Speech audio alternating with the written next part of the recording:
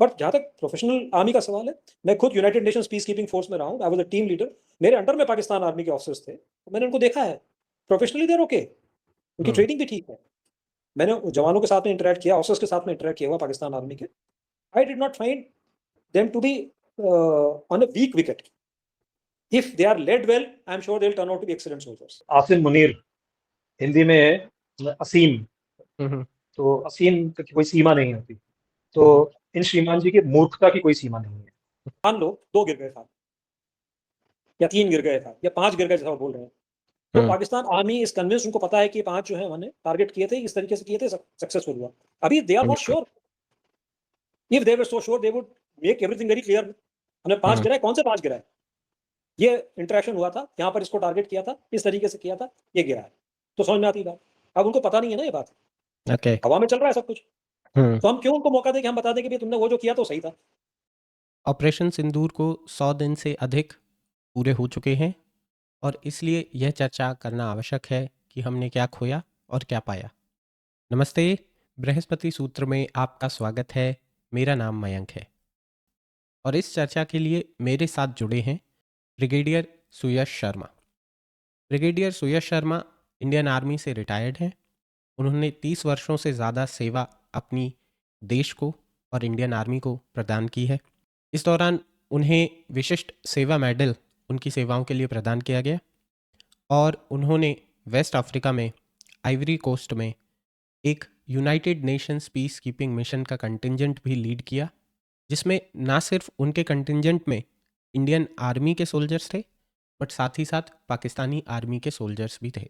Brigadier Sharma बहुत ही अच्छे से जो पाकिस्तानी आर्मी और उसका साइकी, उसको वो समझते हैं। साथ ही साथ ब्रिगेडियर शर्मा बुक्स पब्लिश कर चुके हैं। उनकी 4 बुक्स पब्लिश हो चुकी हैं, जिनकी लिंक्स मैं आपको डिस्क्रिप्शन में पेस्ट कर दूंगा। इसके ही साथ साथ वो एक ब्लॉग चलाते हैं, जहां वो वीकली अपने जो विचार हैं, जो भी ऑनगोइंग दुनिया में या इंडिया में चीज़ें चल रही हैं, उससे रिलेटेड अपने विचार उस ब्लॉग में वो शेयर करते रहते हैं। काफ़ी ह्यूमरस, नॉलेज देने वाला वो ब्लॉग है। मैं आपको रिक्वेस्ट करूँगा कि आप उसे फॉलो करें।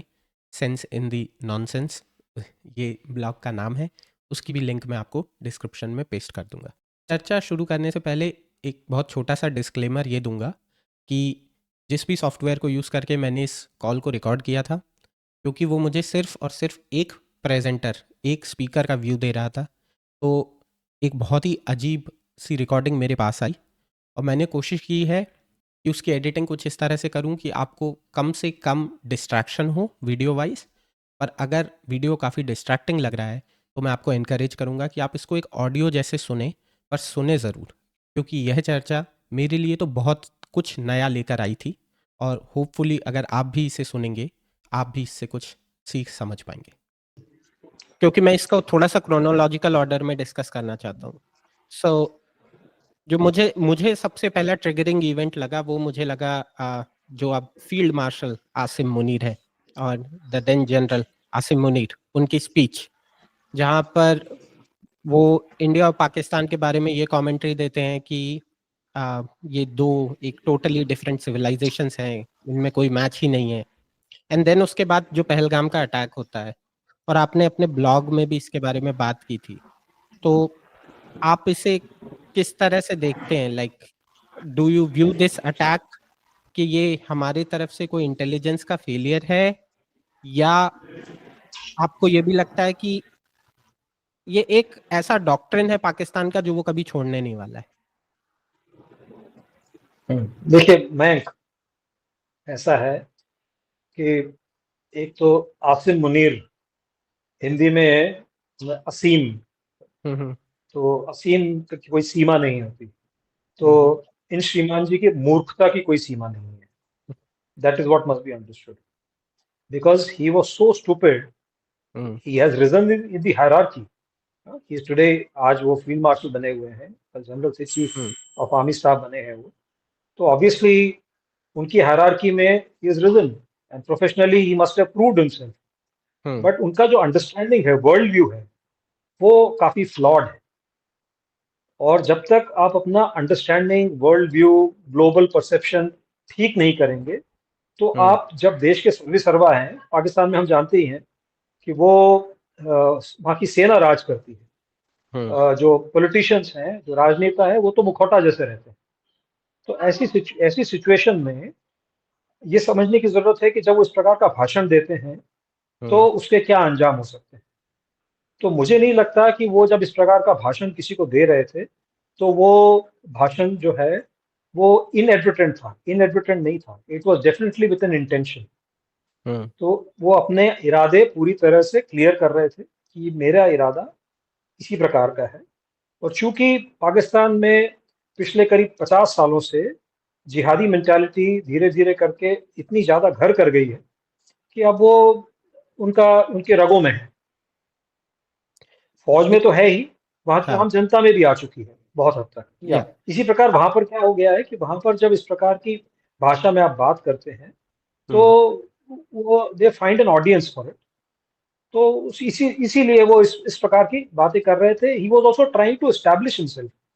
आप याद रखिए कि जब ये उन्होंने भाषण दिया उस समय पाकिस्तान की आर्मी में फील्ड मार्शल मुनीर की खुद की रेपुटेशन अच्छी नहीं थी।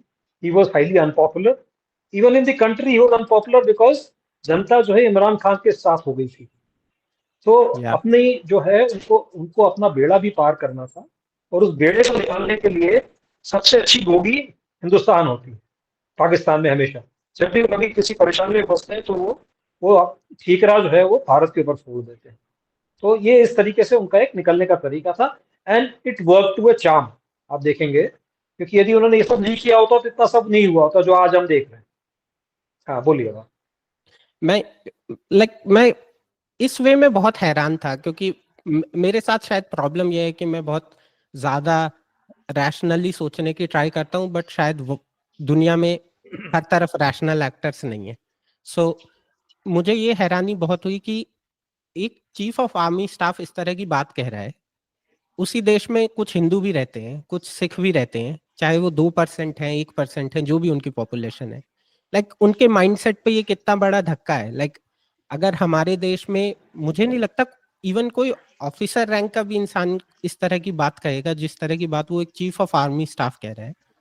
और ऐसे में फिर आप अपनी आर्मी को इवन प्रोफेशनल कैसे कह सकते हो? मैं तो बस यही सोच रहा था। देखिए, आप मेरा ब्लॉग यदि फॉलो करते हैं तो उसमें मैंने पाकिस्तान के संदर्भ में एक बात कही है, कल्टीवेटेड इरैशनैलिटी। तो ये इरैशनैलिटी जो आपको लग रही है वो कल्टीवेटेड है, जानबूझ करके की गई है। क्योंकि यदि रैशनल रहेंगे तो आप वो सिचुएशन नहीं आएगी जो अभी इन्होंने सिचुएशन अपनी बना रखी। वो क्या है, उन्होंने ऐसा दिखाते हैं जैसे पिस्टल उनके कनपट्टी पर उन्होंने लगा रखी है कि आप लोग कुछ भी करेंगे तो मैं स्वयं को मारूंगा और आधी दुनिया को साथ में ले डूबूंगा। तो ये जो है उन्होंने एक ऐसा फियर साइकोसिस बना करके रखा है जो कि अनफॉर्चुनेटली, दुर्भाग्य से, पूरी दुनिया उस चीज को एक्सेप्ट करती है।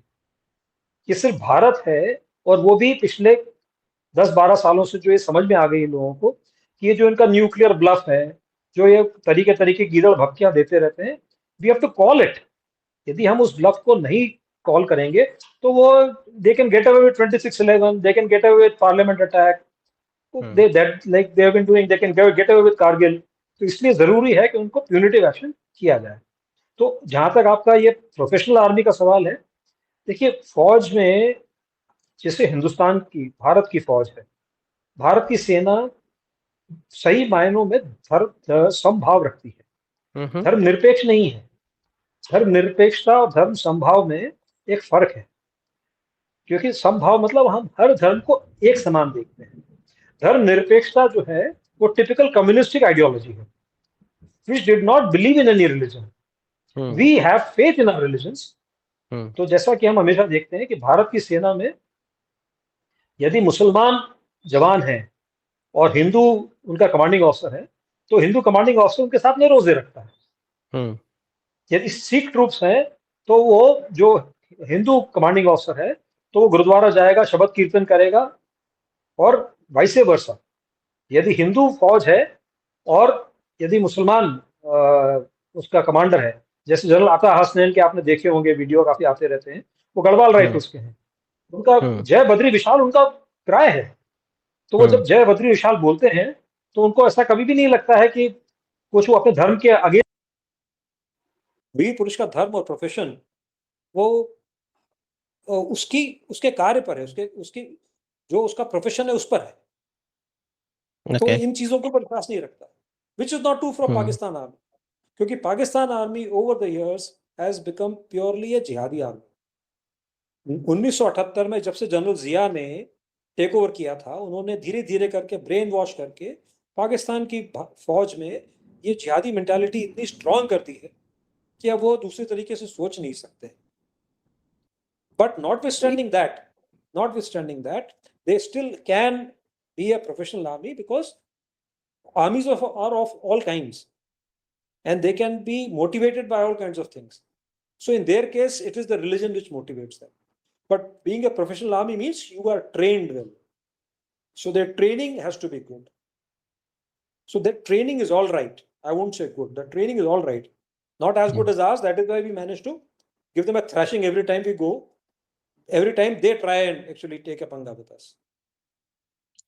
So essentially आप ये कह रहे हैं कि training wise they are good enough और ओके इनफ, बट जो उनका मोटिवेशन है वो totally on the like I would say कि वो बहुत ही गलत है एक वे में, लाइक जो उनको ड्राइव कर रहा है वो मोटिवेशन उनका काफी गलत है। देन ये जो उनका मोटिवेशन है ये मेडिवल पीरियड का है। भाई क्रूसेड जो है हमने मेडिवल पीरियड में सुने थे ना, डार्क एजेस में। अभी थोड़ी कि क्रूसेड का जमाना है। तो ये आप उसको उस सेंचुरी में जाना चाहते हैं, जबकि एक्चुअली दुनिया आज 21वीं सदी में बैठी हुई है। तो इसलिए वो मोटिवेशन गलत है। बट जहां तक प्रोफेशनल आर्मी का सवाल है, मैं खुद United Nations peace keeping force में रहा हूँ। I was a team leader. मेरे अंडर में पाकिस्तान आर्मी के ऑफिसर्स थे, तो मैंने उनको देखा है। प्रोफेशनली दे आर ओके, उनकी ट्रेनिंग भी ठीक है। मैंने जवानों के साथ में इंटरेक्ट किया, ऑफिसर्स के साथ में इंटरेक्ट किया हुआ पाकिस्तान आर्मी के। I did not find them to be on a weak wicket. If they are led well, I am sure they'll turn out to be excellent soldiers. I think वहीं पर सारा difference है। Like अगर आपके leaders आपको सही जगह drive नहीं करेंगे तो ऑब्वियसली क्योंकि जैसा आपने कहा कि एग्जीक्यूशन के पार्ट पे they are good enough, but अगर जो ओवरऑल मोटिवेशन है वही गलत है एक तरह से, तो फिर मुझे नहीं लगता कि एक सही डायरेक्शन कभी भी उस पूरे मिशन को कहीं भी मिल पाएगी। सो ये तो एक प्री ऑपरेशन सिंदूर एरा की हमने बात की। देन अगर मैं आपसे पहलगाम के अटैक के बारे में, ये जो आपको ऐसा कुछ फील हुआ इस अटैक में कि ये अटैक प्रीवियस अटैक्स से किसी वे में डिफरेंट था? क्योंकि एक मीडिया रिपोर्ट्स ये आई हैं कि वो ट्रेंड एसएसजी कमांडोज थे, और ये शायद मैंने पहली बार सुना है कि ट्रेंड एसएसजी कमांडोज को अब यूज किया जा रहा है फॉर इन्फिल्ट्रेशन या फिर कुछ इस तरह की लाइक इंडिया में इंस्टेबिलिटी फैलाने के लिए। पहले ऑब्वियसली टेररिस्ट्स को यूज किया है, लेकिन अपने इतने वैल्यूएबल एसेट्स को कोई कंट्री क्यों यूज करेगा? ये मेरे माइंड के समझ के बाहर था। तो मैं आपका पिछले क्वेश्चन में एक और चीज था इंटेलिजेंस फेलियर के बारे में, which I did not cover. देखिए इंटेलिजेंस जो है, आप हमेशा चाहे 26/11 रहा हो, चाहे कारगिल रहा हो, या 13 दिसंबर का पार्लियामेंट अटैक रहा हो, इंटेलिजेंस अलग अलग तरीके से, अलग अलग सोर्सेस से, आपकी अलग अलग एजेंसी से अलग अलग टाइप की इंटेलिजेंस आपके पास में आती रहती है। पिन पॉइंट इंटेलिजेंस इस टाइप की जरा कम ही मिलती है, जो आपको एग्जैक्ट चीजें पता हो। तो इंटेलिजेंस इनपुट्स आर देयर कि there is something which is being planned. कहाँ प्लानिंग हो रही है, कब एग्जीक्यूशन होगा, वो डिटेल्स 90% ऑफ द टाइम नहीं होते हैं एजेंसीज के पास में, क्योंकि उतना अच्छा आपके पास में मोल नहीं होता जो कि उनके पास में बैठा फ्लाई ऑन द वॉल जैसे, जो पूरी चीजें सुनकर के आपको बता पाए। तो इन्फॉर्मेशन अलग अलग तरीके से गैदर की जाती है और उसके हिसाब से आप कोलेट करके एनालाइज करते हैं। तो intelligence would have been there, but not pinpoint intelligence. Now coming to SSG per se, देखिए ये पहला समय नहीं है जबकि एसएसजी को यूज किया गया। ये काफी कॉमन रहा है कि वो अपने स्पेशल फोर्सेस को भारत में यूज करते रहे समय समय पर। जनरली लाइन ऑफ कंट्रोल के ऊपर एसएसजी रहते हैं और वो क्रॉस बॉर्डर आते हैं, आतंकी कार्रवाई करते हैं, हमारी बॉर्डर के चौकियों पर अटैक करते हैं और वापस जाते हैं। There have been instances earlier also जब उनके ex commandos have actually infiltrated deep into the valley, अंदर आने के बाद में भी कार्रवाई की है और पकड़े गए हैं, ऐसी बात नहीं है। तो ये पहला एपिसोड नहीं है, पहले भी ऐसा हो चुका है।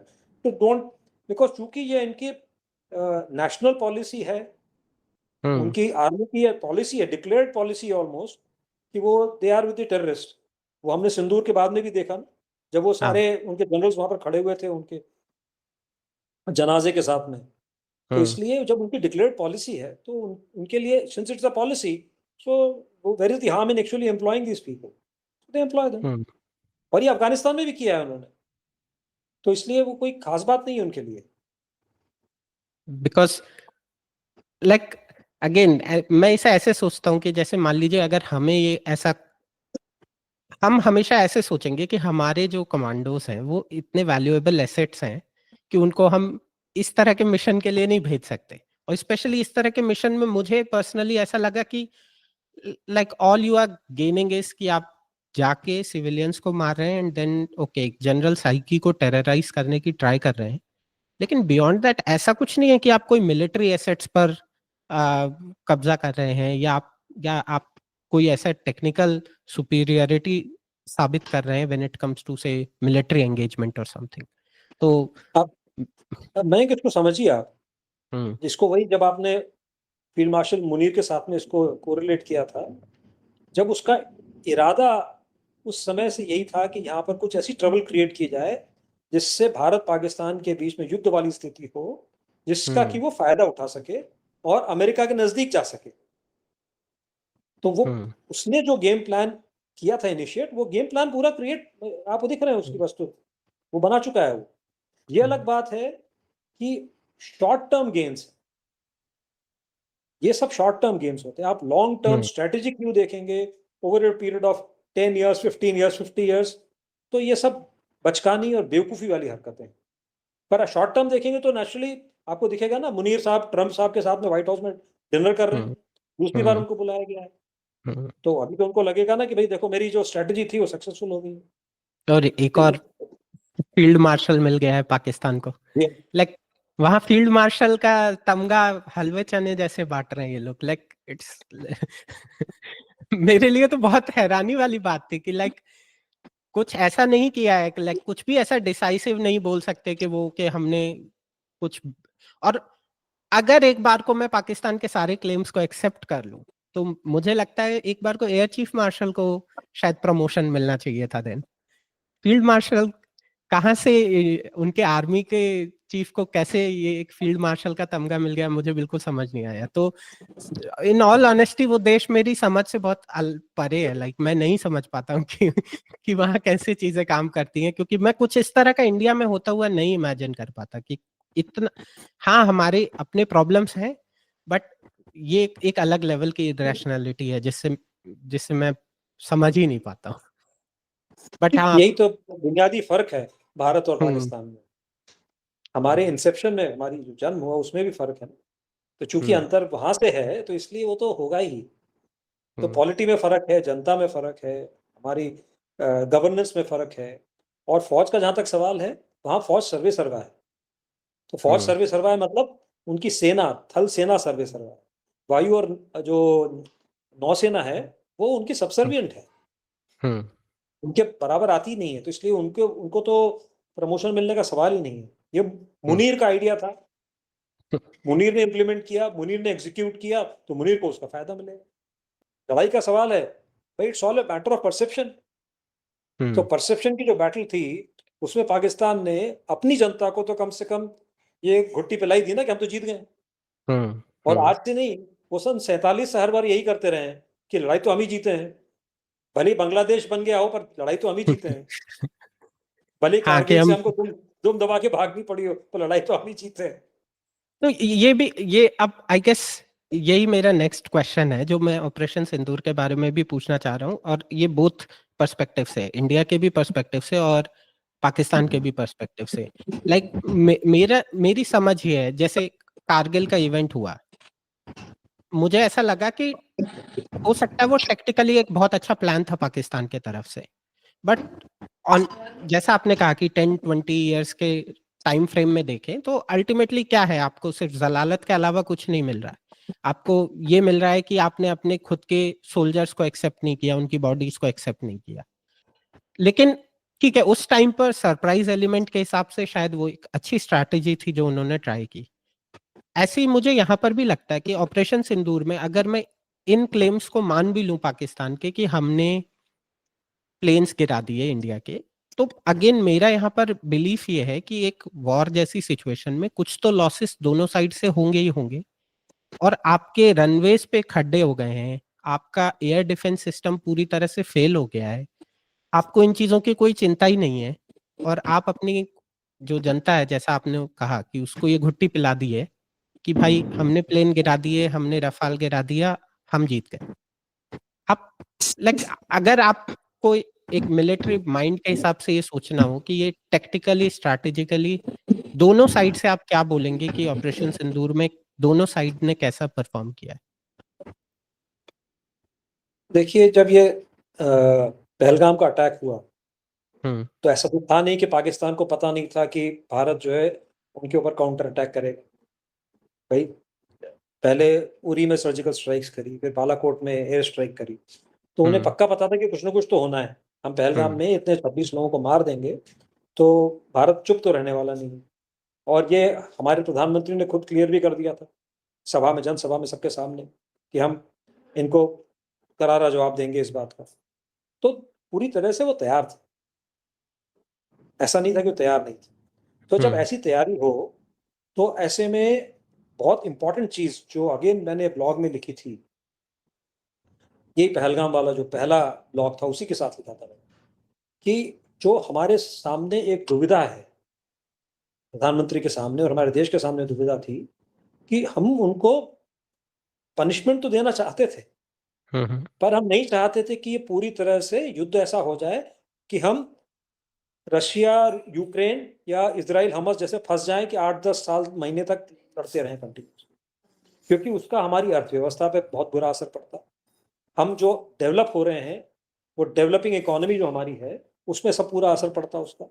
तो हम नहीं चाहते थे, और हमारे देश में कोई भी जिसकी सही सोच है वो नहीं चाहेगा कि हम लड़ाई में पड़ जाए, पर पनिश उनको जरूर करना है। यदि उनको सजा नहीं दी गई इस बात की तो वो समझेंगे, जैसे हमने 26/11 के टाइम पर समझा, कि कुछ होता तो है नहीं, हम तो आगे भी कर सकते हैं, कि keep doing bomb blast at our will. तो इसलिए ये जरूरी था कि आप कुछ करें। तो इसलिए हमने ये प्लान किया था बाय डिजाइन।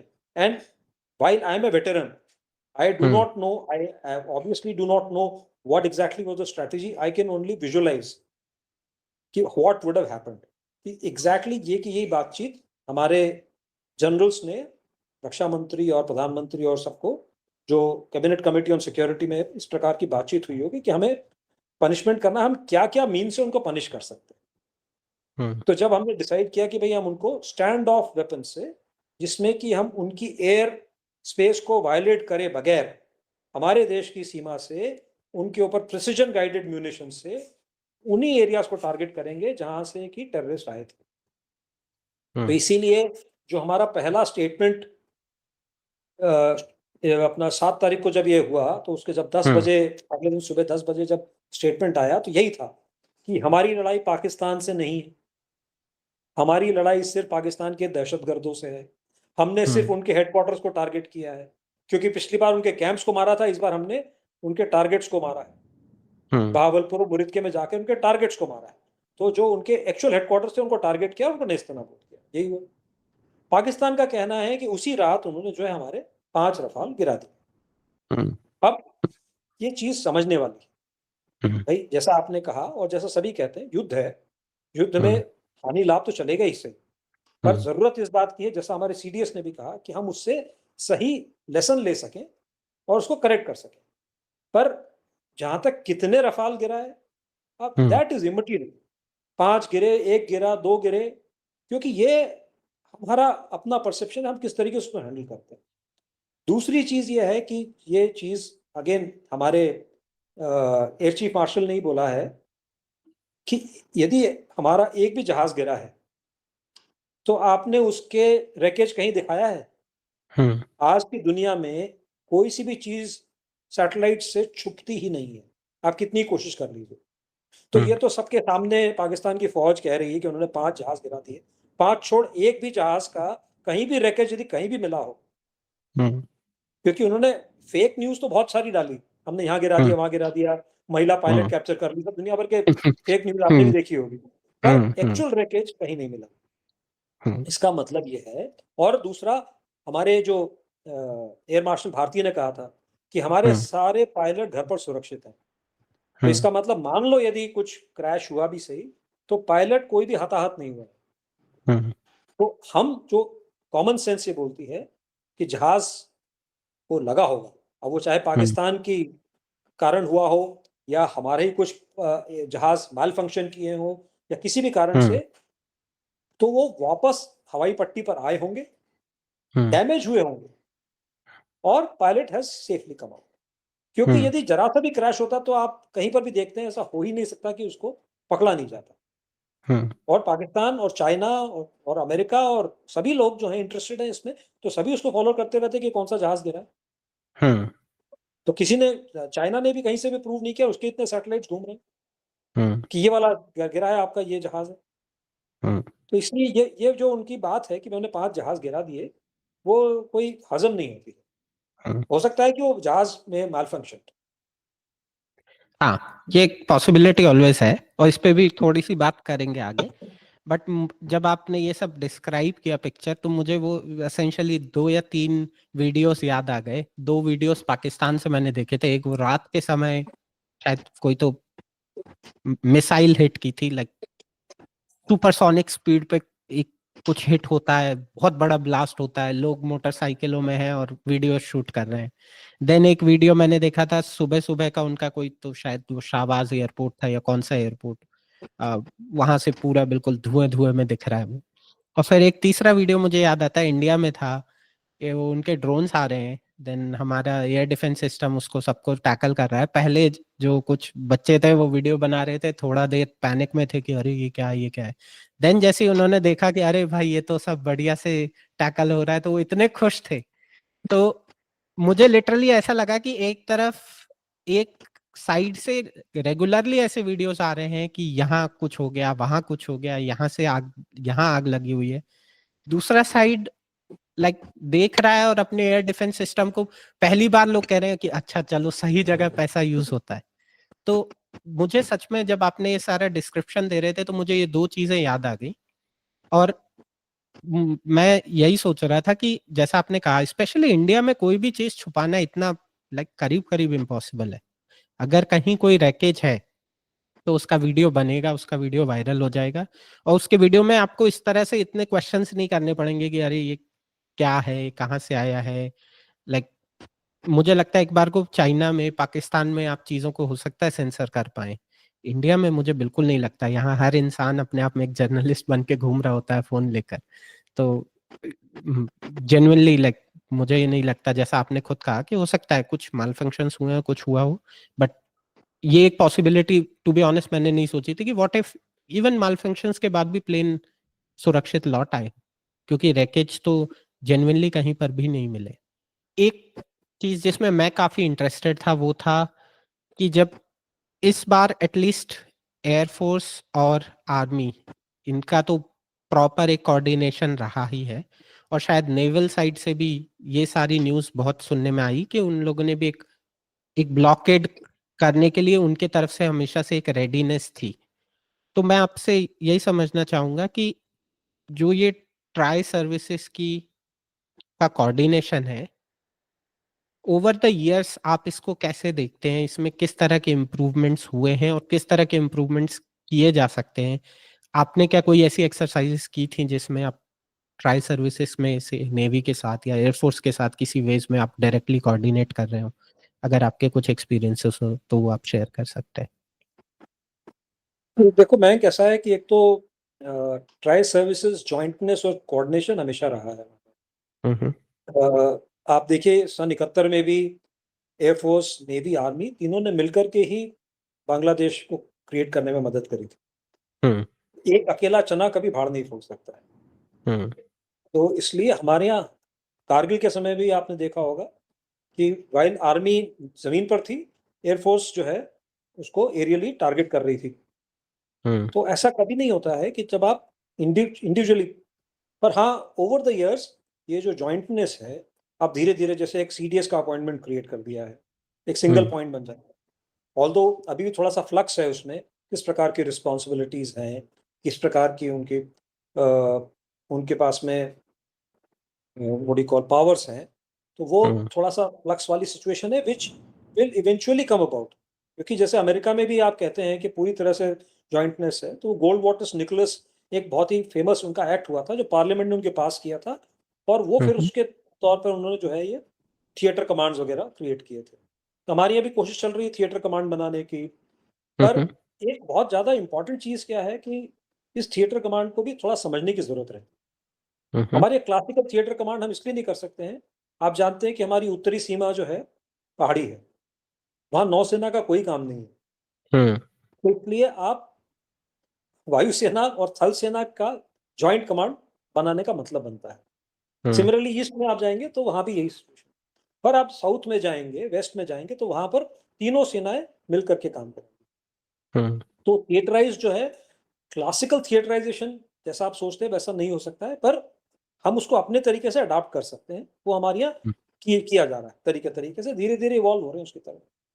पर जब ऑपरेशंस की प्लानिंग होती है तो तीनों सेनाएं साथ में बैठती हैं, ऐसा नहीं है कि अलग अलग।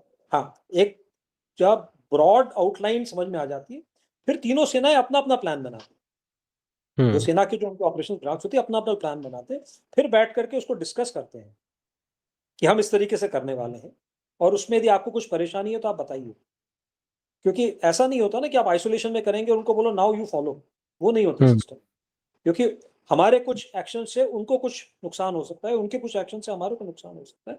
इसलिए तीनों सेनाएं, और जैसे नौसेना का ब्लॉकेड है वो हमने सन 71 में भी किया था, हमने कारगिल के टाइम पर भी इम्प्लीमेंट किया था। तो नौसेना हमेशा तैयार रहती है, चौकन्नी रहती है, और वो पाकिस्तान से कई गुना ज्यादा ऊंची है नौसेना में।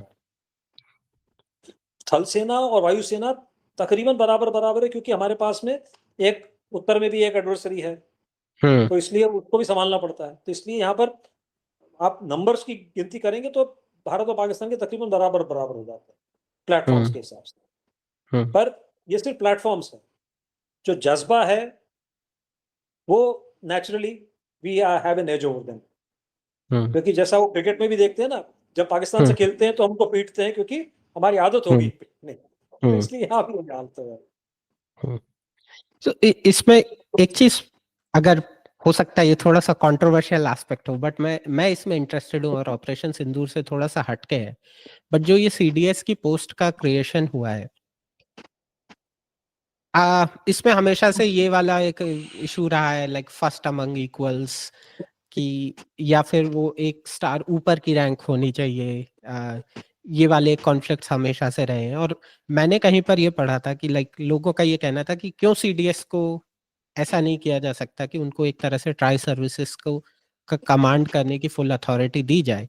तो कुछ लोगों का कहना है कि ये इससे जो डेमोक्रेसी है उसको एक तरह से खतरा हो सकता है, क्योंकि हमारी जो पॉलिटिकल क्लास है उसको डर लगेगा कि ओह, एक इंसान के पास इतनी पावर है कि उसके पास पूरी पूरी करीब इंडिया की मिलिट्री की पावर है।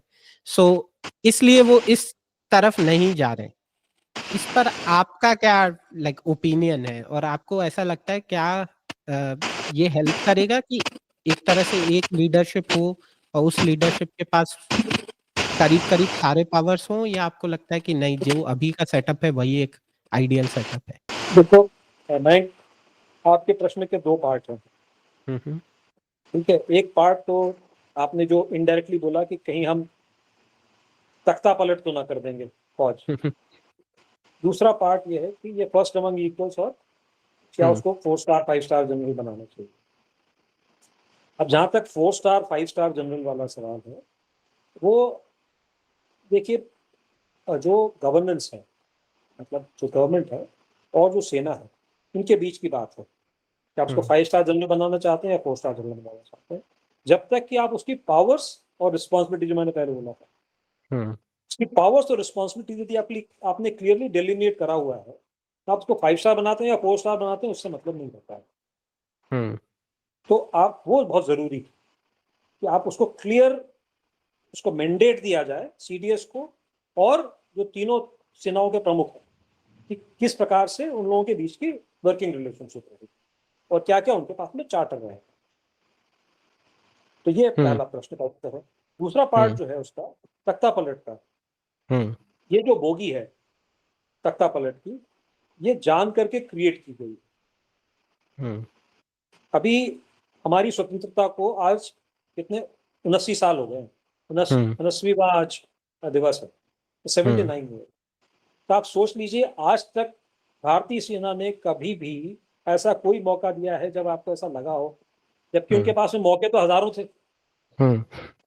Right from 47, 48 to 62 to 65 to 71 to emergency. There are plenty of times when if it was Pakistan, they would have taken over the government. क्योंकि हमारे यहाँ हमारे फौज की जो ईथॉस है वो बिल्कुल क्लियर है, हमें गवर्नेंस में पढ़ना ही नहीं, हम पॉलिटिक्स में जाते ही नहीं है। हमारे यहाँ बोला जाता है कि politics, money and women are never discussed in the officers mess, it is a taboo.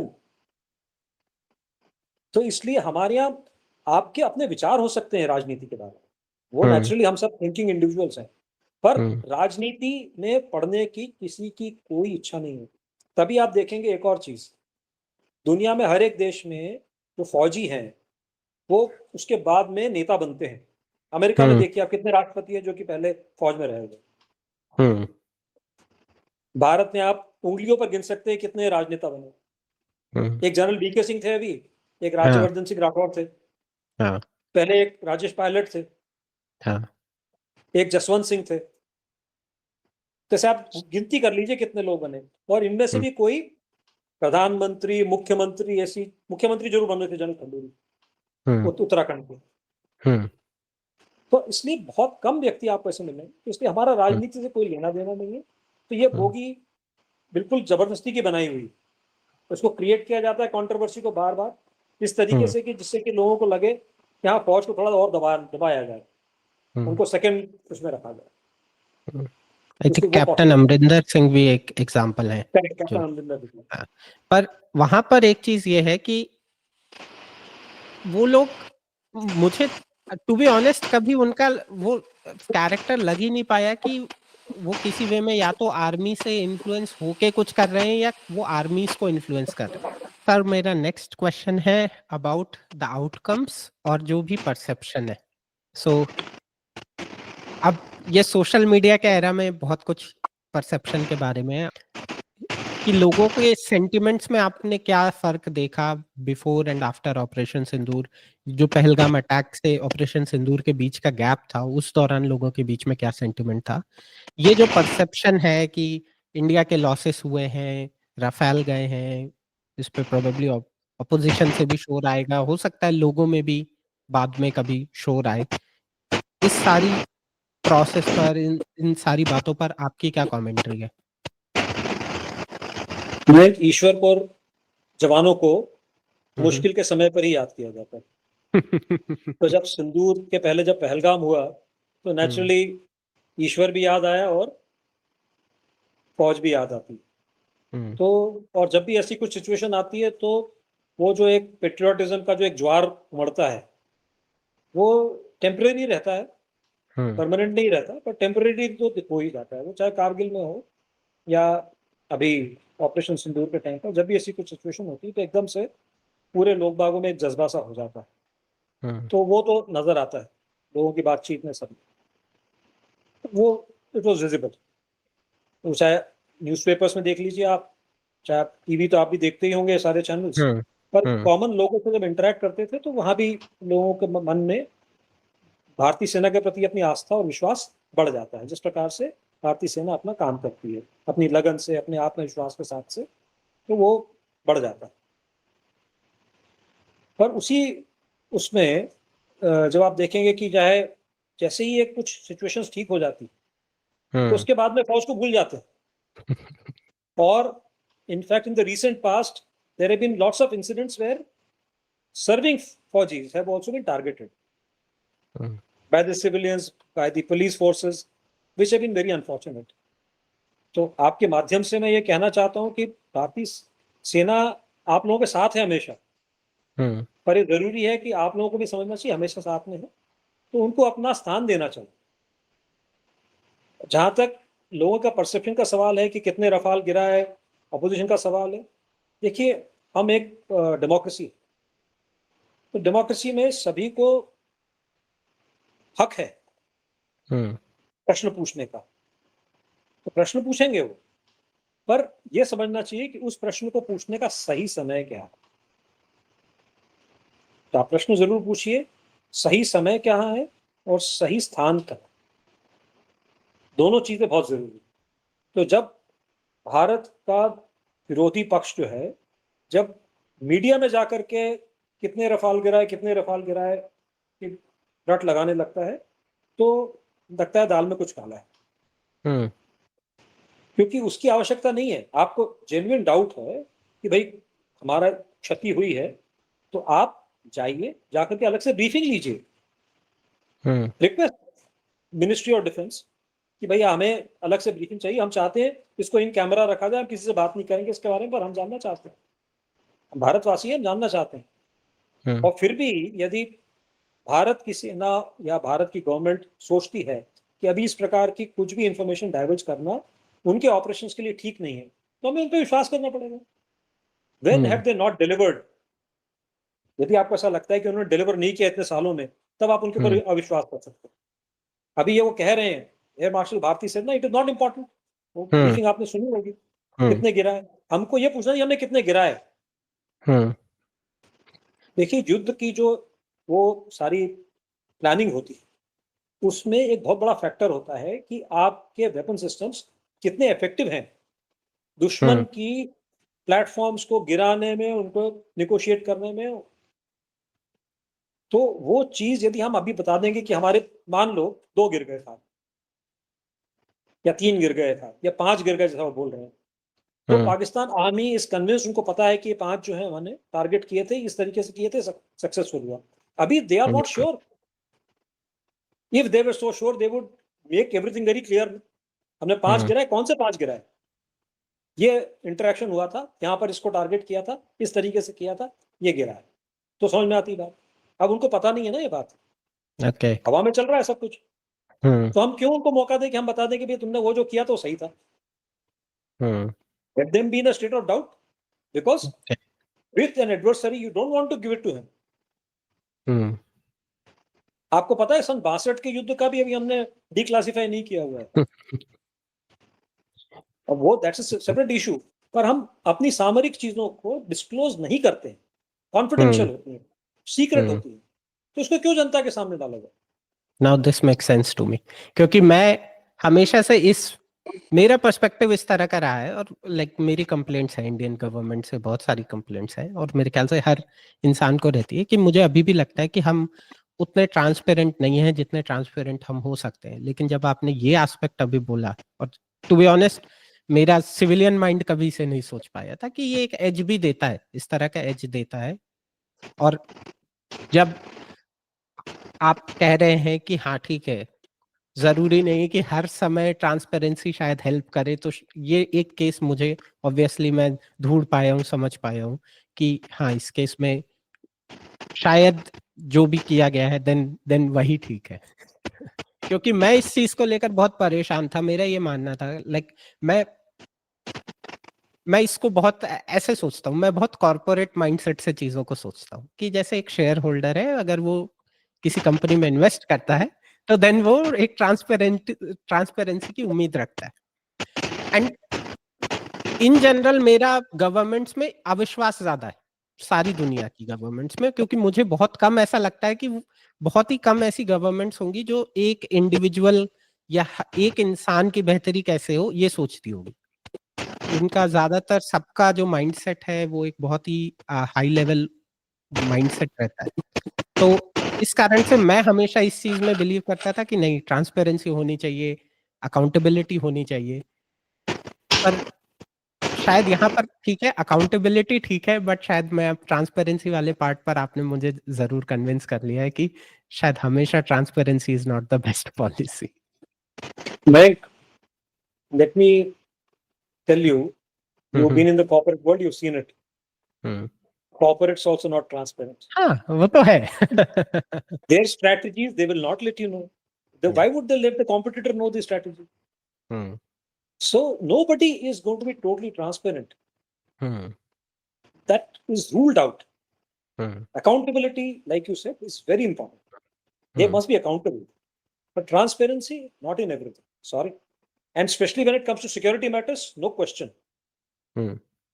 पर इसमें एक क्वेश्चन अगर मैं आपसे ये कहूँ सर कि लाइक ये एक बहुत बड़ा इशू है जिसको मैं ट्रैक कर रहा था कि इंडियन एयरफोर्स काफ़ी नंबर्स जो हैं हमारे पास, जो नंबर्स ऑफ स्क्वाड्रंस होने चाहिए प्लेन्स के, वो नहीं है। और यहाँ से मैं नेक्स्ट क्वेश्चन के भी तरफ मेरे बढ़ूंगा, जो कि ऑब्वियसली मेरा लास्ट क्वेश्चन भी है इस डिस्कशन का, कि ये जो चाइना फैक्टर है, सो हमारा वॉर सिर्फ और सिर्फ, और ना ही हमारा बेंचमार्क पाकिस्तान होना चाहिए कि हम अगर उनसे बेटर हैं तो it's all okay. Like I मैं बहुत से इश्यूज में लिबरल हूं, but when it comes to national security I act like a hawk. मुझे लगता है कि नहीं, वहां पर जितना इन्वेस्टमेंट किया जाए उतना अच्छा है। कोई नेशन प्रॉस्पर नहीं कर सकता अगर उसकी बॉर्डर्स सुरक्षित नहीं है। स्पेशली जिस लोकेशन में हम हैं, शायद वो दुनिया की सबसे यूनिक लोकेशन है कि हमारे आसपास एडवर्सरियल इतने पार्टीज हैं, और पाकिस्तान जैसा आपने कहा कि उसने सर पे गन रखी हुई है कि मैं किसी भी वक्त दबा दूंगा और बाकी लोगों को भी अपने साथ निपटा लूंगा। इवन अभी आसिम मुनीर ने वो न्यूक्लियर थ्रेट फिर से जाकर उसकी डुगडुगी बजाई है अमेरिका में भी। तो जब चाइना से आपका कंपटीशन है जो 6th जेन एयरक्राफ्ट्स की बात कर रहा है, देन हमारे पास ऑलरेडी स्क्वाड्रंस कम है। जो तेजस का इंडक्शन है वो भी थोड़ा सा स्लो ही चल रहा है। अगर लोगों में ये रियलाइजेशन होता है कि Pakistan in terms of air force हमारे बराबर पड़ता है, जो कि नहीं पड़ना चाहिए। इन आइडियल सिनेरियो हम उनसे आई गेस 10 गुना बड़ी जीडीपी है।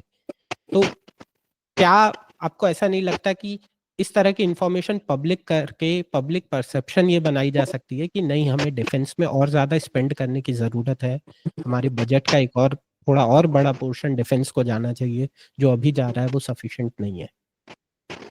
तो अगर मैं ये वाला काउंटर आर्गुमेंट दूं तो इस पर आप क्या कहेंगे? Mayank, I couldn't agree with you more. Definitely, the defense needs a larger portion of the budget. There's no denying that.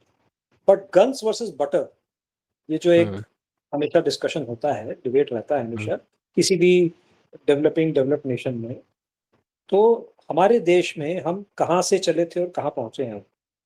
यदि हम डिफेंस को ही पूरी तरह से तवज्जो देते, पाकिस्तान का आपको पता है कितना बजट वो लोग लगाते हैं, कितना छोटा सा देश है, कितना बजट वो लगाते हैं, पर उससे वो देश कहाँ पहुंचा है। मतलब वो जिहादी माइंड से छोड़िए, पर वैसे भी उनकी प्रगति क्यों नहीं हुई। तो ये चीज जो है, और कम्युनिस्ट चाइना से हम इसलिए कंपेयर नहीं कर सकते क्योंकि वहां की पॉलिटी ही अलग है, उनका मेथड ऑफ गवर्नेंस अलग है। आपके पास बातचीत करने का फ्रीडम ही नहीं है वहां पर किसी भी प्रकार की। तो वहां पर कुछ भी इंप्लीमेंट करना अलग तरीके का काम।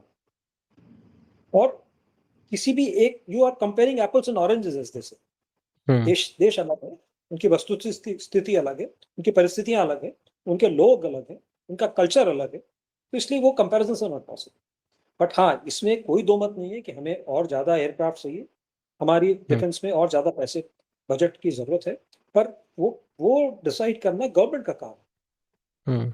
एंड हम ये समझते हैं कि हमने जिन लोगों को इलेक्ट करके वहां बैठाया है, they have got better sense, क्योंकि वो उनके पास में जो एक विजन है, जो उनके पास में एक्सपोजर है, वो आपके और हमारे पास में नहीं है। I have experience of 38 years in uniform, मैंने दुनिया देखी है, पर वो दुनिया जो हमारे प्रधानमंत्री, रक्षा मंत्री और जो हमारे चीफ और ये लोग देखते हैं, उनको ज्यादा पता है किस जगह क्या रिक्वायरमेंट्स हैं। तो वो सब उनको ध्यान रखना पड़ता है, उसके हिसाब से फिर वो बजट अलॉटमेंट करते हैं। और दूसरी चीज हम ये भी जानते हैं कि लीकेजेस आर देयर। आप कोई सी भी चीज की पॉलिसी बनाते हैं, लीकेजेस होते हैं। अब ये डिफेंस पॉलिसी में भी जो प्रोक्योरमेंट पॉलिसी है उसमें जो लीकेजेस होते थे वो अब कोशिश की जा रही है कि उनको जब आप आत्मनिर्भर बन जाएंगे तो लीकेजेस कम होंगे, बीच में ब्रोकर्स नहीं आएंगे उसमें, you will be able to procure better stuff. Technologically unfortunately DRDO was not able to come up to the mark. यदि डीआरडीओ ने अपना टास्क जैसा उनको दिया गया था फुलफिल करते पूरी तरह से तो हम पूरी तरह आत्मनिर्भर हो गए। ऐसा नहीं हुआ, वो कहीं ना कहीं पिछड़ गए। तो पिछड़ गए इसलिए हमको बाहर से लेना पड़ा। बाहर से लेना पड़ा मतलब हमारी फॉरेन एक्सचेंज आती है उसके लिए, और उसमें भी बहुत सारे लॉबीज इन्वॉल्व हो जाते हैं। अभी आपने देखा ही रफाल, F-35, Su-57 सब प्रकार की चीजें चलने लगती है। Every arms lobby, every arms manufacturer wants to sell to India, it's a big market. उसमें आपको सबसे अच्छा जो आपके बजट के हिसाब से सबसे अच्छा हो सकता है वो आप लेना चाहते हैं, और साथ में आप टेक्नोलॉजी ट्रांसफर हो जिससे कि हम उसको यहाँ बना सकें, अदरवाइज हम हमेशा ही उसके बारे में पैसे देते रहेंगे। दूसरा, we should not land up in a technology denial system. आज हमने उनसे हथियार खरीद लिया, कल उन्होंने बोल दिया कि हम तुमको नहीं चलाने देंगे। तो सारे फैक्टर्स आ रखे हैं। तो इसलिए वो सब सोच करके ही ये प्लानिंग की जाती है, क्या क्या प्रोक्योरमेंट किया जा सकता है। तो प्लानिंग बहुत कुछ होता है, how much of it gets implemented. अब तेजस है फॉर एग्जांपल, उसका जो इंजन है they are manufactured by GE, but GE is controlled by the American government. Yeah. So if the American government does not give it clearance, you will not get it. Or you develop your own engine. क्योंकि मैं इसको ऐसे भी सोच रहा था कि like when it comes to say economies of scale, जैसे हमने 36 राफेल प्रोक्योर किए थे, मेरे ख्याल से नंबर शायद 108 या कुछ ऐसा था कि हमें उतने की नीड है। एक लॉजिक मेरे दिमाग में इस तरह का भी था कि से अगर आप कुछ बड़ा प्रोक्योर करते हैं so you have more leverage, कि आप ज्यादा चीजें डिमांड कर सकते हैं, आप ज्यादा टेक्नोलॉजी ट्रांसफर डिमांड कर सकते हैं, आप ज्यादा ज्यादा। पर मुझे ये लगता है कि इंडिया में जब से वो बोफोर्स हुआ है उसके बाद से कोई भी डिफेंस प्रोक्योरमेंट है, कोई भी सरकार, कोई भी डिफेंस मिनिस्टर, प्राइम मिनिस्टर इस पूरी प्रोसेस में बहुत ही ज्यादा लाइक एक्स्ट्रा कॉशियस रहना चाहते हैं। मेरा इस चीज पे ये मानना है कि आपकी नीड है, आप मंगाओ, देन उसके बाद बवाल तो होगा ही होगा। हमेशा ही ऑपोजिशन बोलेगा कि यहाँ पर घोटाला हो गया, कुछ हो गया, देन आप उससे डील करो, कोर्ट में जाके आप उससे डील करो और उसमें से छुट्टी पाओ। लेकिन at least when it comes to जो डिफेंस फोर्सेस की नीड्स है वो तो फुलफिल होनी चाहिए। क्योंकि मैं एक नंबर देख रहा था, और शायद अभी जागुआर के भी स्क्वाड्रन्स रिटायर होने को हैं, हमारे नंबर्स काफी तेजी से नीचे गिर रहे हैं, और मैंने अभी तक तो इन फ्यूचर कुछ भी अभी नहीं सुना है कि कोई नया प्रोक्योरमेंट होना है, स्पेशली एयरफोर्स में तो नहीं सुना है। We are down to, after MiGs retire, MiG-21s, we will be down to 21 squadrons. And the requirement are almost 40 plus squadrons. We are almost 50% of our, सही बात है। पर आप वही मैं बताना चाह रहा हूँ, ये government of the day has to decide. आप और हम चाहते हैं कि आप 40 क्यों 80 स्क्वाड्रन्स हो हमारे पास में, we should be a super power. पर आप ये भी देखिए साथ में कि आज ड्रोन्स का जमाना आ गया है, तो warfare also undergoes all kind of transformations. हो सकता है कि आपकी वो 20 स्क्वाड्रन्स जो हैं उसके अलावा आप यदि ड्रोन स्वार्म्स उतने बना लें तो you will be able to address those जो डेफिसिट आपका है उसका। आपने देखा ही होगा अब यूक्रेन रशिया में, आर्मेनिया में क्या क्या हुआ, आर्मेनिया अजरबैजान में क्या हुआ है, how drones have been, how successful they have been. तो ये क्या होता है जो है लगातार एआई, ड्रोन्स, ये सब मिल करके जो प्लेटफॉर्म्स है, इंटेलिजेंट प्लेटफॉर्म्स, रोबोटिक्स, ये सब मिल करके जो ऐसी सिचुएशन बनती जा रही है, इट्स सो डायनेमिक कि आप ऐसा नहीं सोच सकते कि मेरे को यही चाहिए। अब आपको टैंक भी चाहिए। हमारी बदकिस्मती क्या है कि हमारे पास में जो हमारी बॉर्डर्स हैं उसमें हमारे एडवर्सरी जो है वो पहाड़ में भी है, जहां आपको पैदल भी चलना ही पड़ेगा, देयर इज नो चॉइस। आप कुछ भी कर लें आपको पैदल चाहिए, boots on the ground are required. तो इसलिए हमको 21वीं सदी में और 18वीं सदी में एक साथ लड़ना पड़ता है। आपने देखा होगा गलवान में क्या हुआ था। तो इसलिए ये हमारे साथ में, आप सोचिए कितना बड़ा एक टाइम पीरियड है, एक्सपांस कितना बड़ा है। भाई अमेरिका को 18वीं सदी में नहीं जाना पड़ता ना, वो तो 21वीं सदी के चुनाव मतलब लड़ाई लड़ता है, हमें लड़ना पड़ता है। और आपने कहा कि लाइक लिटरली गलवान में तो हम एक तरह से मेडिवल पीरियड में जाकर वो एक Exactly. लड़ाई हुई है। That is the point. आपने काफी चीजें मुझे तो काफी चीजों में क्लैरिटी लगी लाइक मैं कुछ एस्पेक्ट्स ऐसे थे जिन्हें मैं कभी सोच नहीं पाया था, और मैं मेरे दोस्तों से भी जब डिस्कस वगैरह कर रहा था इन टॉपिक्स के अराउंड, तो मेरा कहना था कि नहीं, इंफॉर्मेशन पब्लिक होनी चाहिए, ऐसे इंफॉर्मेशन छुपाई नहीं जा सकती, और गवर्नमेंट को हमारे तरफ कुछ अकाउंटेबल, क्योंकि मेरा एक बिलीफ इस टॉपिक पे ये है, मेरा ऐसा मानना है, हो सकता है मैं गलत हूँ, मुझे सच में ऐसा लगता है कई बार कि भारत की सरकार भारत के लोगों को अभी भी वैसे ट्रीट करती है जैसे शायद ब्रिटिशर्स हमें ट्रीट करते थे, कि इन लोगों में उतनी अकल नहीं है, हम इनके लिए ही रूल्स बनाएंगे, रेगुलेशंस बनाएंगे, हम ही इन्हें बताएंगे कि सही क्या है गलत क्या है, क्योंकि लोगों में वो अकल नहीं है। तो इसलिए मेरे अंदर ये वाली भावना बहुत है, तो ये वाली भावना भी थी कि नहीं, अकाउंटेबिलिटी नहीं है इस देश में, कि हमको बताया ही नहीं जा रहा है कि एग्जैक्टली क्या हुआ है, क्या लॉसेस थे, और गेन्स की भी बात थोड़ी सी लेट हुई है ऐसा मुझे लगता है, बट उसमें भी शायद ये फैक्टर हो सकता है कि कंक्रीट करने की तो जरूरत है, तभी तो हम उस पर बात कर सकते हैं, जब वो कंक्रीट हो जाए। और गेन्स के टर्म्स में एटलीस्ट उनके एयर एसेट्स पे तो मैंने जो फर्क था वो तो सैटेलाइट पिक्चर्स ने बहुत आराम से दिखा दिया था, लेकिन ये जो अभी वाली बात हुई कि उनके कितने एयरक्राफ्ट्स गिराए हैं, क्या हुआ है, वो मुझे लगता है अभी सिर्फ एयर चीफ मार्शल ने डिस्कस किया था। तो और उसमें हाँ, बस ये लास्ट क्वेश्चन मैं ये कहूंगा, शुरू में मुझे बहुत अच्छा लगा कि हम एक ऑफिशियल रोज की हमारी एक ब्रीफिंग होती थी, देन फिर वो 10 तारीख के बाद से बंद हो गया, और कभी भी मुझे ऐसा नहीं लगा कि कोई क्लोजर ब्रीफिंग आई। तो आपको ऐसा लगा कि जैसे ये सारी चीजें थी जो एयर चीफ मार्शल ने भी कही, शायद वो ऐसा नहीं था कि कोई फॉर्मल वेन्यू था कि कोई वहां पर प्रेस ब्रीफिंग हो रही थी और उन्होंने वहां पर अनाउंस किया, सीडीएस ने भी सिंगापुर में जाके कुछ जो अपने एयरक्राफ्ट्स के लॉसेस के रिलेटेड बात थी वो उन्होंने वहां जाके कही। इस सारी चीजों को हम थोड़ा सा फॉर्मलाइज क्यों नहीं कर सकते कि हाँ ठीक है, ये गवर्नमेंट के तरफ से आए, और से हमारे आर्मी एयरफोर्स के रिप्रेजेंटेटिव्स बैठे हों, वो उन चीज़ों को एक्नॉलेज करें या डिनाई करें, इंस्टेड की कुछ बात यहाँ पर बोल दी गई है, कुछ बात वहां पर बोल दी गई है। क्या इस कम्युनिकेशन के प्रॉब्लम को हम बेटर कर सकते हैं? नहीं, Mayank, I will not agree here. Closure was there. पहले आपने देखा होगा वो कर्नल सोफिया और स्क्वाड्रन लीडर व्योमिका आती थी ब्रीफ करने के लिए। Final day the DGMO, the DG Air Operations, the DGNO had come. So that was the closure. But what was said over there, if you recall clearly, we have paused Operation Sindhu. It is not called off. So closure can only happen once you call it off.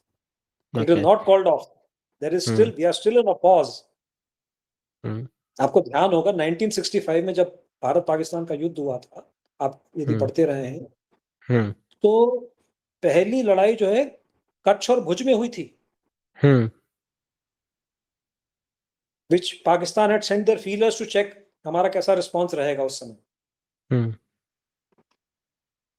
Gujarat के chief minister को target करके उन्होंने गिरा दिया था helicopter से, if I am not wrong. और फिर जो है उन्होंने बाद में ऑपरेशन लॉन्च किया सितंबर में जिब्राल्टर कश्मीर में। तो ये लड़ाई अभी खत्म नहीं हुई है। There is highly a possibility कि it may come back, in which way it will come back. इसलिए we must have a patience. As individuals we are very much within our rights to actually be indignant about things. But the fact is, have faith, have trust in the government and in the armed forces that they are right-thinking people. We have elected a strong government. We have elected a government which has delivered on all fronts. I'm sure they will deliver. And our country is blessed. We have the right kind of institutions. Armed forces, judiciary, executive. They are all functional institutions like in any democracy. So we are very fortunate that way. I guess ये काफी poetic था कि आज independence day के दिन आपने मुझे बहुत कुछ ऐसी चीजें याद कराई जिसके लिए मुझे ग्रेटफुल भी फील करना चाहिए, क्योंकि मैं हमेशा शिकायत करता रहता हूँ लेकिन आज मुझे अच्छा लगा आपसे बात करके कि हाँ ठीक है, हमारे पास ऑब्वियसली इश्यूज है और इश्यूज हर कंट्री में है, हर देश में। मैं यहाँ आयरलैंड में बैठा हूँ, यहाँ भी 50 इश्यूज है। तो इवन दो इश्यूज हैं, लेकिन जैसा आपने कहा कि जिस लोकेशन में हम हैं, दाएं बाएं तरफ कहीं भी जाएं, डेमोक्रेसी का नामो निशान नहीं मिलता। आर्मीज जब चाहे तब कू करती रहती हैं। जुडिशरी उनके क्या हाल है, उनके ऊपर कमेंट करना तो कुछ सही रहेगा ही नहीं। तो स्टिल अगर मैं उस वे में, उस पर्सपेक्टिव में सोचूं तो इंडिया काफी बेटर पोजीशन में है। और मुझे पर्सनली ये बिलीफ है, इवन दो मैं यहाँ आयरलैंड में बैठा हूँ, इंडिया के स्टॉक मार्केट में अच्छा खासा इन्वेस्ट करता हूँ, कि हाँ India is on a growth trajectory and hopefully वैसा ही चलता रहेगा। और हम 5000 साल एग्जिस्ट किए हैं और 5000 साल और एग्जिस्ट करेंगे 50,000 बिल्कुल if there is humanity till then, definitely. हाँ हाँ, अगर एआई ने टेक ओवर नहीं किया हो तो thank you so much sir, आपसे बात Okay, करके thank you, बहुत Mayank. अच्छा लगा। The pleasure was mine. Okay, thank you. और मैं आपके ब्लॉग्स को मैं जो डिस्क्रिप्शन है उसमें डाल दूंगा, और मैं सबसे कहूंगा कि आपके ब्लॉग्स को जाकर फॉलो करें, कमेंट्स करें, वहां पर अच्छे अच्छे कमेंट्स करें। Also my books. I हाँ, have और 4 of आपकी them. बुक्स, हाँ मैं उनको सबको वो अमेजोन से सबको मैं उनके डिस्क्रिप्शन भी डालूंगा, सब लोग परचेस करें मैंने आपकी Thank you. Book Google books पे परचेस की थी, क्योंकि यहाँ शायद डिलीवरी तो नहीं दिखा रहा था, बट गूगल बुक्स में मुझे दिखा रहा था, तो मैंने परचेस की थी। बट मैं आपकी सारी बुक्स भी डाल दूंगा। So thank you so much. Okay. Thank you. Thank you sir, bye, thank you, Bye. Jai Hind. जय हिंद, थैंक यू।